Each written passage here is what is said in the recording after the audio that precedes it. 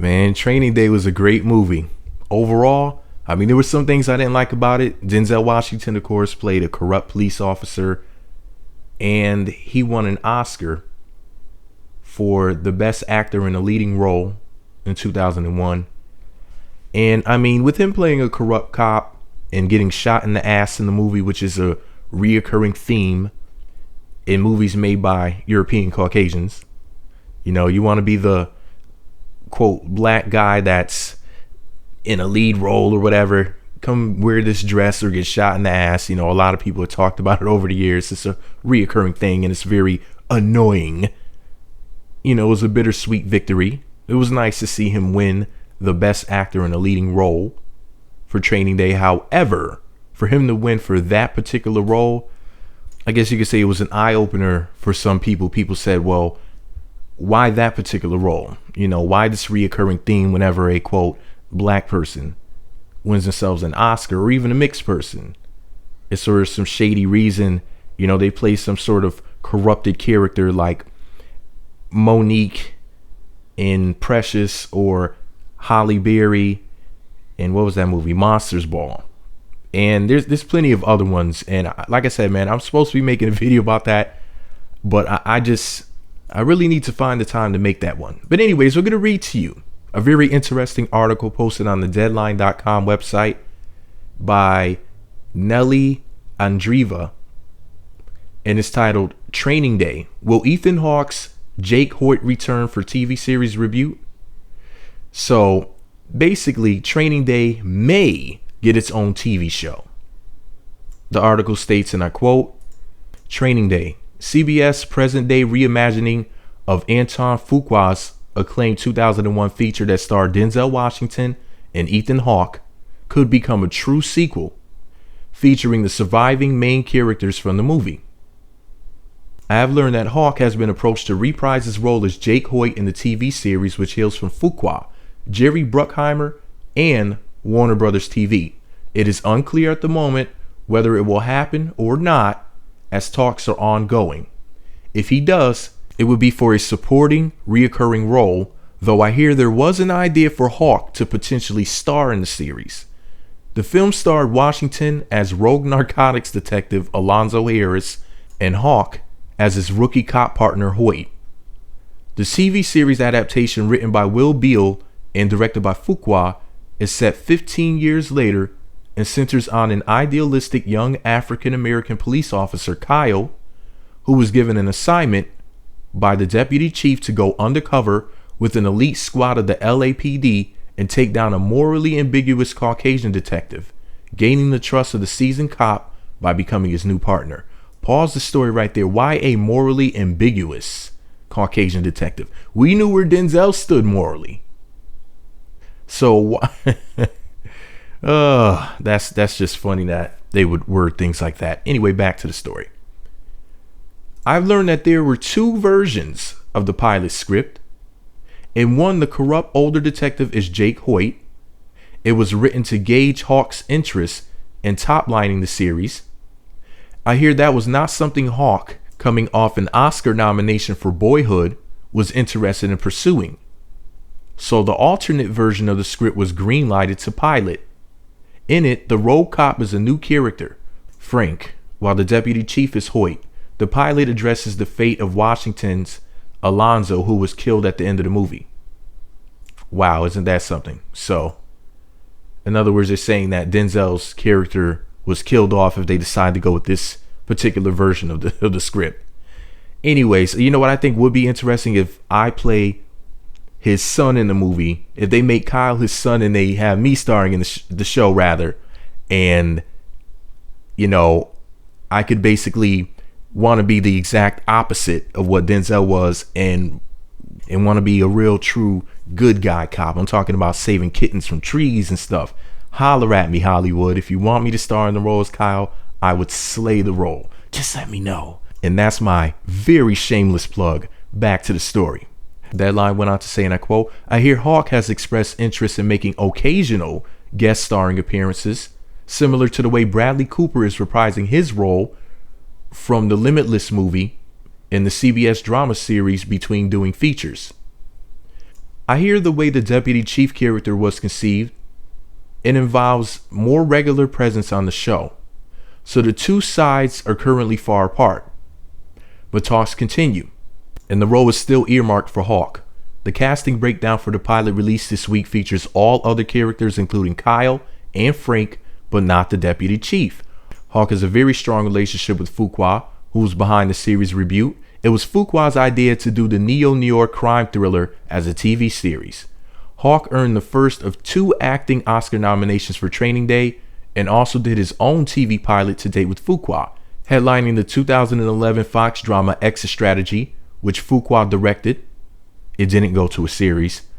Hawke also is starring in Fuqua's next movie, The Magnificent Seven. Hawke has been keeping very busy on the feature side and just signed on to star in the thriller 24 Hours to Live, which will be directed by Brian Smers. So that's the end of the story. If you want to read it for yourself, click the link below, visit my blog. If you need a link, I'll hook you up in the comment section. But that's what Deadline had to say about it. I'm very happy to hear this because Training Day was a good movie overall. And, it could be a good idea. HBO brought us The Wire.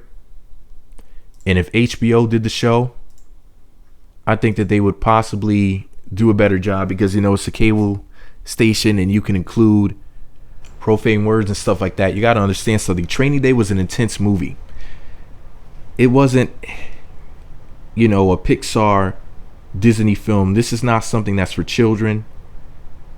And I feel like CBS might make it like kind of PG-13ish.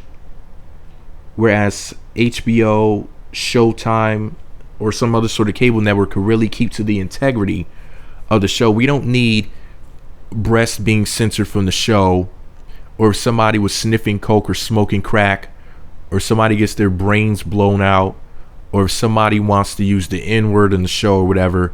Like, the whole point of Training Day was to be as raw and real and close to real life as possible. So it needs to be kept gritty and gory in order to preserve the integrity of the movie if you're going to do a spin-off, because the last thing that we need is a watered down version of it. That's why so many people gravitated to The Wire, but for example maybe weren't so much into a CSI type of show, because The Wire was just, you felt like you were there when you watched The Wire. It made you feel as if you were right there in the midst of it, like you were one of the cops or you were one of the criminals or whatever. And it's crazy because the characters were so incredibly robust in The Wire that people identified with both sides of the law by watching the show, which was very interesting. That people love the police officers and they love the criminals. A lot of people root for the so-called good guy. A lot of people root for the so-called bad guy.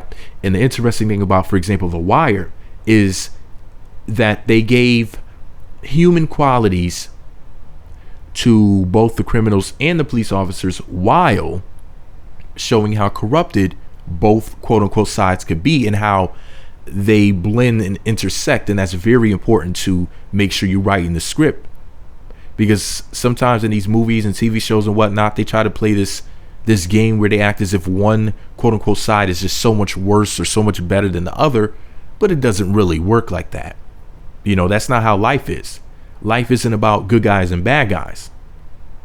The average person is somewhere in between.